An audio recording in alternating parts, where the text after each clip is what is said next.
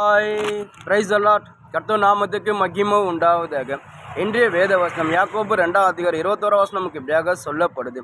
நம்முடைய பிதாவாகிய ஆபிரகாம் தன் குமாரன் ஈசாக்கை பலிபீடத்தில் மேல் செலுத்தின போது கிரியையினால் அல்லவா நீதிமானாக்கப்பட்டான். அதாவது யாக்கோப்பு ஆபிரகாமோட விசுவாசம் கோல் பண்ணுறாரு. அதாவது ஆபிரகாம் விசுவாசம் நீதிமானாக்கப்படல, அவன் கிரியையினால் நீதிமானாக்கப்பட்டான்னு சொல்லி யாக்கோபு சொல்கிறார்.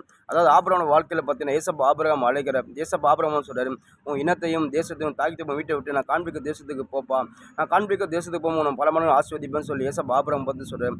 அதே போல் ஆபிரகாம் தேசத்தையும் தாய்த்தையும் வீட்டை விட்டு கர்த்தர் காண்பிக்க தேசத்துக்கு போகிறார். அவர் எல்லாவற்றையும் ஆசீர்வாதத்தை பெற்றுக்கொண்டார்.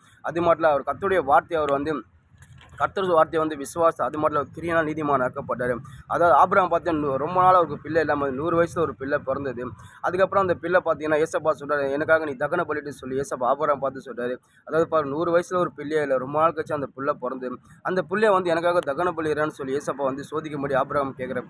ஆபிரகாம் ஒரு வார்த்தையோட கர்த்தர் வார்த்தை மறு வார்த்தை பேசாமல் அந்த பிள்ளை எடுத்துன்னு ஏசப்பாக தகன பலி எடுத்து போகிறார்.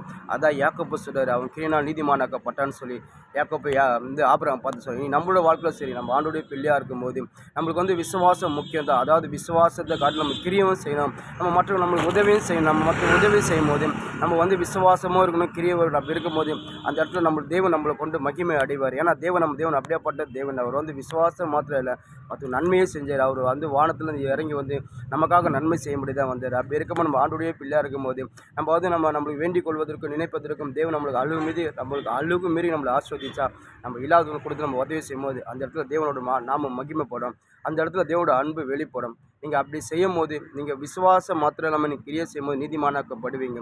ஆபிரகாம் அப்படி தான் இருந்தார், அவர் எல்லாவற்றையும் பெற்றுக்கொண்டார். இன்றைக்கி உங்களோட வாழ்க்கை நீங்கள் ஆண்டுடைய பிள்ளையாக நீங்கள் இருக்கும்போது நீங்கள் எல்லாவற்றையும் நீங்கள் அப்படி செய்யும்போது நிச்சயமாக வாழ்க்கை எல்லாவற்றையும் நீங்கள் பெற்றுக்கொள்வீங்க.